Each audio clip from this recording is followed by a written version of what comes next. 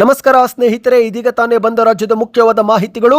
ಚಿತ್ರದುರ್ಗ ಜಿಲ್ಲೆಯಲ್ಲಿ ಮಾಜಿ ಮುಖ್ಯಮಂತ್ರಿ ಬಿಎಸ್ ಯಡಿಯೂರಪ್ಪನವರ ಅಭಿಮಾನೋತ್ಸವ ಕಾರ್ಯಕ್ರಮ. ಸಾಗರದಂತೆ ಹರಿದು ಬಂದ ಜನ, 10 ಲಕ್ಷ ಮಂದಿಗೆ ಊಟ ಮತ್ತು ತಿಂಡಿಯ ವ್ಯವಸ್ಥೆ. ಇದೇ ಮಧ್ಯೆ ತ್ಯಾಗ ಪರಿಶ್ರಮ ಹೋರಾಟಕ್ಕೆ ಮತ್ತೊಂದು ಹೆಸರು ಯಡಿಯೂರಪ್ಪ ಎಂದು ವಿಜೇಂದ್ರ ಅವರ ಭಾಷಣ. ಎಲ್ಲ ಸುದ್ದಿ ನೋಡೋಣ. ಮತ್ತೊಂದೆಡೆಯಲ್ಲಿ ಬೆಂಗಳೂರಿನ ವಾಹನ ಚಾಲಕರ ಎಚ್ಚರ.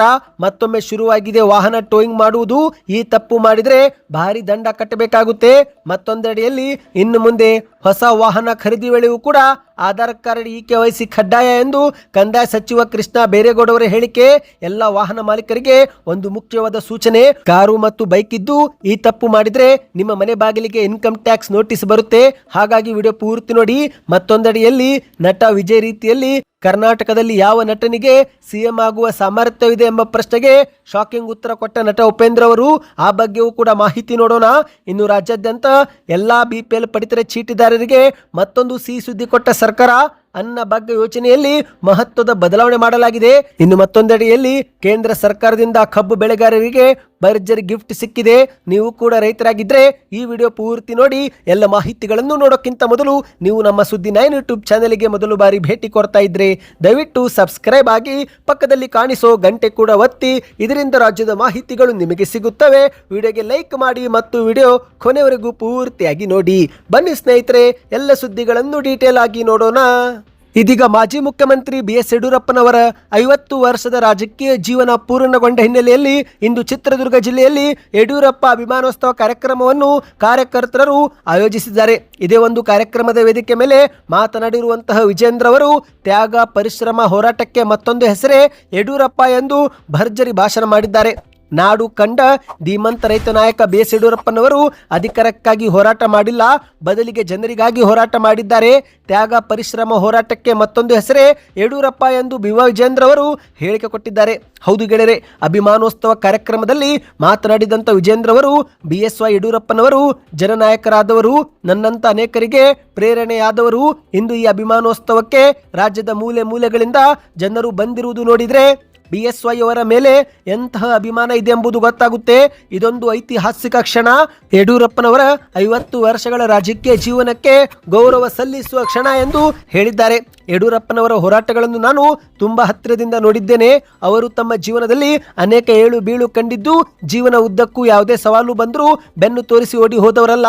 ಯಾವುದೇ ರಾಜಕೀಯ ಷಡ್ಯಂತ್ರ ಆದರೂ ಸವಾಲು ಬಂದರೂ ಅದನ್ನು ಧೈರ್ಯವಾಗಿ ಎದುರಿಸಿದ್ದಾರೆ ಎಂದು ವಿಜೇಂದ್ರ ಅವರು ಹೇಳಿದ್ದಾರೆ. ಅಂದ ಹಾಗೆ ಸ್ನೇಹಿತರೆ, ಇಂದು ಚಿತ್ರದುರ್ಗ ಜಿಲ್ಲೆಗೆ ಜನರನ್ನ ಕರೆತರಲು 10,000 ಬಸ್ಗಳನ್ನು ಬುಕ್ ಮಾಡಿದ್ದು, ಹಾಗಾಗಿ ಹಲವು ಜಿಲ್ಲೆಗಳಲ್ಲಿ ಇಂದು ಹಲವರು ಬಸ್ ಸಮಸ್ಯೆ ಎದುರಿಸಿದ್ದಾರೆ. ಮುಖ್ಯವಾಗಿ ಹಾವೇರಿಯಲ್ಲೂ ಕೂಡ ಹಲವರು ಇಂದು ಬಸ್ಗಾಗಿ ಪರದಾಡಿದ್ದಾರೆ. ಹೌದು, ಹಾವೇರಿ ಜಿಲ್ಲೆಯಿಂದ 150 ಬಸ್ಸು ಚಿತ್ರದುರ್ಗಕ್ಕೆ ಬುಕ್ ಮಾಡಲಾಗಿತ್ತು ಸ್ನೇಹಿತರೆ. ಹಾಗಾಗಿ ಹಾವೇರಿ, ರಾಣಿಬೆನ್ನೂರು, ಹಾನಗಲ್, ಬ್ಯಾಡಗಿ ಹೀಗೆ ಇತರೆ ಊರಿಗೆ ಹೋಗುವವರು ಸ್ವಲ್ಪ ಸಮಸ್ಯೆ ಎದುರಿಸಿದ್ದಾರೆ ಎಂದು ಮಾಧ್ಯಮಗಳಲ್ಲಿ ವರದಿಯಾಗಿದೆ.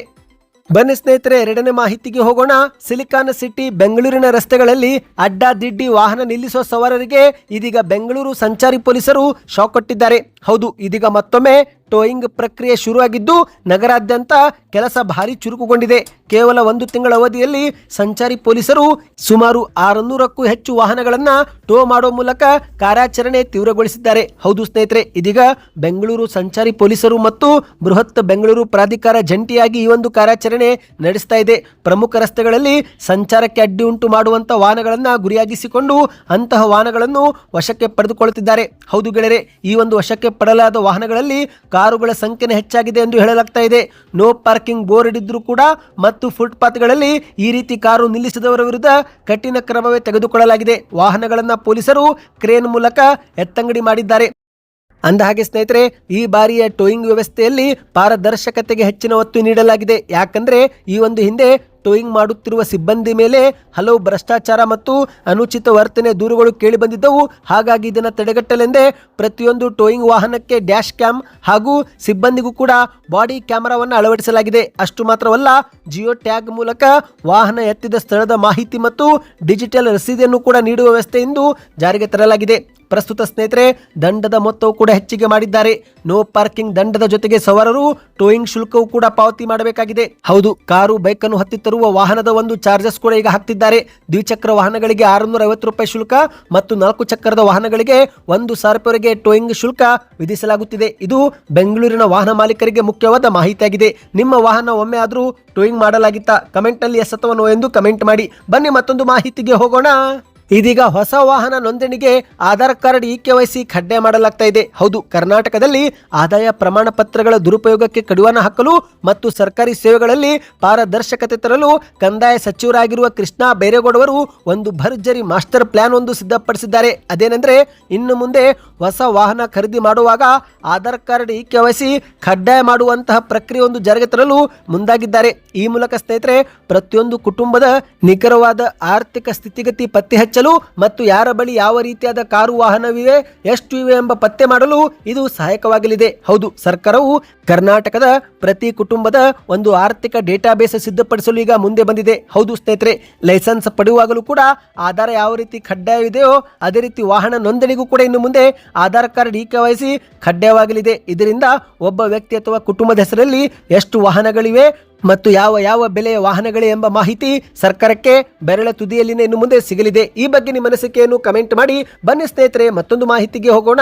ಇಂದು ಭಾರತ ಮಾತ್ರವಲ್ಲದೆ ಅಂತಾರಾಷ್ಟ್ರೀಯ ಮಟ್ಟದಲ್ಲೇ ನಟ ವಿಜಯ್ ಅವರ TVK ಪಕ್ಷ ಭಾರಿ ಸುದ್ದಿ ಮಾಡಿದೆ. ಹೌದು, ಯಾಕಂದ್ರೆ ಸ್ನೇಹಿತರೆ ಮೊದಲ ಚುನಾವಣೆಯಲ್ಲಿನೇ 108 ಸ್ಥಾನ ಗೆಲ್ಲುವ ಮೂಲಕ ದೊಡ್ಡ ಪಕ್ಷವಾಗಿ TVK ಈಗ ಹೊರಹೊಮ್ಮಿದೆ. ಇದೇ ಮಧ್ಯೆ ನಟ ವಿಜಯ್ ಅವರ ರೀತಿ ಕರ್ನಾಟಕದಲ್ಲಿ ಯಾವ ನಟನಿಗೆ CM ಆಗೋ ಸಾಮರ್ಥ್ಯವಿದೆ ಎಂಬ ಪ್ರಶ್ನೆಗೆ ನಟ ಉಪೇಂದ್ರ ಅವರು ಶಾಕಿಂಗ್ ಉತ್ತರ ಕೊಟ್ಟಿದ್ದಾರೆ. ಹೌದು, ದಕ್ಷಿಣ ಭಾರತದ ರಾಜಕೀಯ ರಂಗದಲ್ಲಿ ಈಗ ನಟರ ಅಬ್ಬರ ಜೋರಾಗಿದೆ. ತಮಿಳುನಾಡಿನಲ್ಲಿ ನಟ ವಿಜಯ್ ದಳಪತಿ ತಮ್ಮ TVK ಪಕ್ಷ ಮೂಲಕ ಹೊಸ ಸಂಚಲನ ಮೂಡಿಸಿದ್ರೆ, ಇತ್ತ ಆಂಧ್ರ ಪ್ರದೇಶದಲ್ಲಿ ನಟ ಪವನ್ ಕಲ್ಯಾಣ್ ಅವರು ಕೂಡ ತಮ್ಮ ರಾಜಕೀಯ ಶಕ್ತಿ ಈಗಾಗಲೇ ಪ್ರದರ್ಶನ ಮಾಡಿದ್ದಾರೆ. ಇಂತಹ ಬೆಳವಣಿಗೆ ಬೆನ್ನಲ್ಲೇ ಕರ್ನಾಟಕದಲ್ಲೂ ಕೂಡ ಒಬ್ಬ ಬಿಗ್ ಸ್ಟಾರ್ ರಾಜಕೀಯಕ್ಕೆ ಬಂದ್ರೆ ಯಾರು ಬರಬಹುದು ಎಂಬ ಒಂದು ಪ್ರಶ್ನೆ ಉದ್ಭವವಾಗಿದ್ದು, ಈ ಒಂದು ಪ್ರಶ್ನೆಗೆ ನಟ ಉಪೇಂದ್ರ ಅವರು ಪ್ರತಿಕ್ರಿಯೆ ಕೊಟ್ಟಿದ್ದಾರೆ. ಹೌದು, ತಮಿಳುನಾಡಿನ ವಿಜಯ್ ಅವರಂತೆ ಕರ್ನಾಟಕದಲ್ಲಿ ಮಾತ್ರವಲ್ಲ ಇಡೀ ಪ್ರಪಂಚದಲ್ಲೇ ಇಂತಹ ಬದಲಾವಣೆ ಸಾಧ್ಯವಿದೆ ಎಂದು ನಟ ಉಪೇಂದ್ರ ಅವರು ಹೇಳಿದ್ದಾರೆ.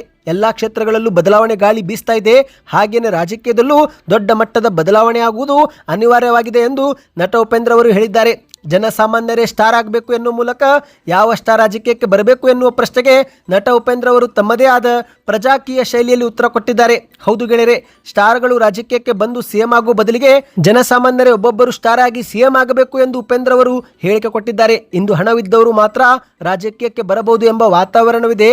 ಆದರೆ ಉತ್ತಮ ಐಡಿಯಾಲಜಿ ಮತ್ತು ಸಮಾಜವನ್ನು ಬದಲಿಸುವ ವಿಚಾರವಿದ್ದ ಯಾರು ಬೇಕಾದರೂ ರಾಜಕೀಯಕ್ಕೆ ಬರುವಂತಾಗಬೇಕು ಎಂದು ಉಪೇಂದ್ರ ಅವರು ಹೇಳಿದ್ದಾರೆ. ಇನ್ನು ಜನರು ಕೂಡ ಕೇವಲ ವ್ಯಕ್ತಿ ಅಥವಾ ಪಕ್ಷವನ್ನ ನೋಡಿ ವೋಟ್ ಹಾಕುವ ಬದಲು ಅಭ್ಯರ್ಥಿಯ ವಿಚಾರವೇನಿದೆ, ಈ ಒಂದು ಹಿಂದೆ ಅವನು ಯಾವ ರೀತಿ ಕೆಲಸ ಮಾಡಿದ್ದಾನೆ ಎಲ್ಲವನ್ನು ನೋಡಿನೇ ಮತ ಹಾಕುವ ಪರಿಸ್ಥಿತಿ ಬರಬೇಕು ಎಂದು ಉಪೇಂದ್ರ ಅವರು ಇಲ್ಲಿ ಉತ್ತರ ಕೊಟ್ಟಿದ್ದಾರೆ. ಒಟ್ಟಿನಲ್ಲಿ ಸ್ನೇಹಿತರೆ, ತಮಿಳುನಾಡಿನಲ್ಲಿ ದಳಪತಿ ವಿಜಯ್ ಮತ್ತು ಆಂಧ್ರ ಪ್ರದೇಶದಲ್ಲಿ ಪವನ್ ಕಲ್ಯಾಣ್ ಅವರ ರಾಜಕೀಯ ಯಶಸ್ಸು ಈಗ ಕರ್ನಾಟಕದ ಮೇಲೆಯೂ ಕೂಡ ಒಂದು ರೀತಿ ಪ್ರಭಾವ ಬೀರುವ ಸಾಧ್ಯತೆ ಇದೆ ಎಂದು ಹೇಳಲಾಗ್ತಾ ಇದೆ.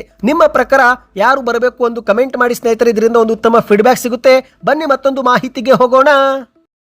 ನಿಮ್ಮ ಹತ್ತಿರ BPL ಪಡಿತರ ಚೀಟಿ ಇದ್ರೆ ನಿಮಗಿದೊಂದು ಸಿಹಿ ಸುದ್ದಿ. ಅನ್ನಭಾಗ್ಯ ಯೋಜನೆಯಲ್ಲಿ ಸರ್ಕಾರ ದೊಡ್ಡ ಬದಲಾವಣೆ ತರಲು ಮುಂದಾಗಿದೆ. ಹೌದು ಗೆಳೆಯರೆ, ಅನ್ನಭಾಗ್ಯ ಯೋಜನೆಯಡಿಯಲ್ಲಿ BPL ಕಾರ್ಡ್ ಹೊಂದಿರುವ ಕುಟುಂಬಗಳಿಗೆ ಪ್ರತಿ ಸದಸ್ಯರಿಗೆ ಅನುಗುಣವಾಗಿ ತಲಾ 10 kg ಅಕ್ಕಿ ಈಗ ನೀಡಲಾಗ್ತಾ ಇದೆ. ಮೊದಲು 5 kg ಇತ್ತು, ಈಗ 2 ತಿಂಗಳ ಆಹಾರಧನ ಒಟ್ಟಿಗೆ ಕೊಡಲಾಗ್ತಾ ಇದೆ. ಹೌದು, ಕುಟುಂಬದಲ್ಲಿ ಒಬ್ಬರಿದ್ರೆ 10 kg, ಇಬ್ಬರಿದ್ರೆ 20 kg, 3 ಜನರಿದ್ರೆ 30 kg, ಹೀಗೆ 4 ಜನರಿದ್ರೆ 40 kg ಅಕ್ಕಿ ಕೊಡಲಾಗ್ತಾ ಇದೆ.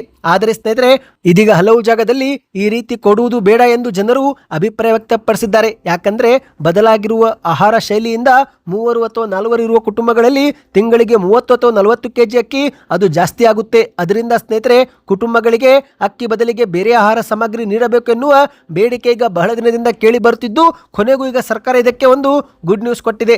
ಹೌದು, ದಿನದಿಂದ ದಿನಕ್ಕೆ ಅಕ್ಕಿ ಬಳಕೆ ಕಡಿಮೆ ಆಗುತ್ತಿರುವ ಹಿನ್ನೆಲೆಯಲ್ಲಿ ಈಗ ಸರ್ಕಾರ ಅಕ್ಕಿ ಬದಲಿಗೆ ರಾಗಿ ಕೊಡಲು ಕೂಡ ಮುಂದಾಗಿದೆ. BPL ಪಡಿತರ ಚೀಟಿದಾರರಿಗೆ ಇದೊಂದು ರೀತಿ ಗುಡ್ ನ್ಯೂಸ್ ಆಗಿದೆ. ಮೊದಲು ಪ್ರತಿ ವ್ಯಕ್ತಿಗೆ 10 kg ಅಕ್ಕಿ ಕೊಡಲಾಗುತ್ತಿತ್ತು.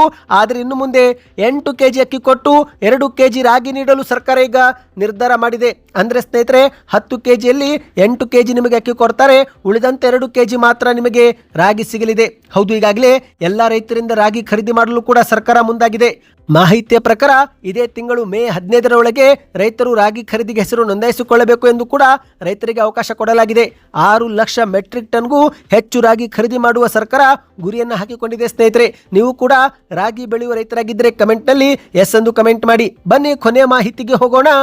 ಕೇಂದ್ರದ ಸರ್ಕಾರವು ಕಬ್ಬು ಬೆಳೆಗಾರರಿಗೆ ಸಿಹಿ ಸುದ್ದಿ ಕೊಟ್ಟಿದೆ. 2026-27ನೇ ಸಾಲಿನ ಕಬ್ಬಿನ ನ್ಯಾಯಯುತ ಮತ್ತು ಲಾಭದಾಯಕ ಬೆಲೆಯನ್ನು ಪ್ರತಿ ಕ್ವಿಂಟಲ್ಗೆ 365 ರೂಪಾಯಿಗೆ ಏರಿಕೆ ಮಾಡಿದೆ. ಹೌದು, ದೇಶದ ಕಬ್ಬು ಬೆಳೆಗಾರರ ಆರ್ಥಿಕ ಸಬಲೀಕರಣಕ್ಕೆ ಈಗ ಪ್ರಧಾನಿ ಮೋದಿ ನೇತೃತ್ವದ ಕೇಂದ್ರ ಸರ್ಕಾರ ಒಂದು ನ್ಯಾಯಯುತವಾಗಿ ಬೆಲೆ ಏರಿಕೆ ಮಾಡಿದೆ. ಈ ಒಂದು ನಿರ್ಧಾರವನ್ನು ಬಿಜೆಪಿಯ ವಿಪಕ್ಷ ನಾಯಕರಾಗಿರುವ ಆರೋಶಕ್ ಅವರು ಐತಿಹಾಸಿಕ ತೀರ್ಮಾನ ಎಂದು ಕರೆದಿದ್ದಾರೆ. ಹೌದು ಗೆಳೆಯರೆ, ಇದೀಗ ಸರ್ಕಾರದ ಈ ಒಂದು ನಿರ್ಧಾರದಿಂದ ದೇಶದ ಸುಮಾರು 5 ಕೋಟಿ ಕಬ್ಬು ಬೆಳೆಗಾರರಿಗೆ ಪ್ರಯೋಜನವಾಗಲಿದೆ. ಕರ್ನಾಟಕದ ಸುಮಾರು 8 ರಿಂದ 10 ಲಕ್ಷ ರೈತರು ಇದರ ಲಾಭ ಪಡೆದುಕೊಳ್ಳಲಿದ್ದಾರೆ ಎಂದು ಹೇಳಲಾಗ್ತಾ ಇದೆ. ರೈತರ ಆದಾಯವನ್ನು ಹೆಚ್ಚಿಗೆ ಮಾಡುವ ನಿಟ್ಟಿನಲ್ಲಿ ಈಗ ಪ್ರಧಾನಿ ಮೋದಿಯವರ ಸರ್ಕಾರ ಈ ಒಂದು ಕೆಲಸ ಮಾಡಿದೆ ಸ್ನೇಹಿತರೆ. ಪ್ರತಿ ಕ್ವಿಂಟಲ್ ಕಬ್ಬಿಗೆ 365 ರೂಪಾಯಿ ಹೆಚ್ಚಿಗೆ ಮಾಡುವ ಮೂಲಕ ರೈತರ ಕೈಗೆ ಹೆಚ್ಚಿನ ಹಣ ಜಮೆ ಆಗುವಂತೆ ಕೇಂದ್ರ ಸರ್ಕಾರ ಮಾಡಿದೆ. ಒಟ್ಟಾರೆಯಾಗಿ ಇದು ರೈತರ ಆದಾಯ ಮಟ್ಟವನ್ನು ಕೂಡ ಸುಧಾರಿಸಲು ನೆರವಾಗಲಿದೆ ಸ್ನೇಹಿತರೆ. ನೀವು ಕೂಡ ಕಬ್ಬು ಬೆಳೆಗಾರರಾಗಿದ್ದರೆ ಕಮೆಂಟ್ನಲ್ಲಿ ಯಾವ ಊರು ಕಮೆಂಟ್ ಮಾಡ್ತಾ ಈ ಎಲ್ಲ ಮಾಹಿತಿ ಇಷ್ಟವಾಯ್ತಾ? ಹಾಗಾದರೆ ಚಾನಲ್ಗೆ ಸಬ್ಸ್ಕ್ರೈಬ್ ಮಾಡ್ಕೊಳ್ಳಿ, ವಿಡಿಯೋನ ಲೈಕ್ ಮತ್ತು ಶೇರ್ ಮಾಡಿ.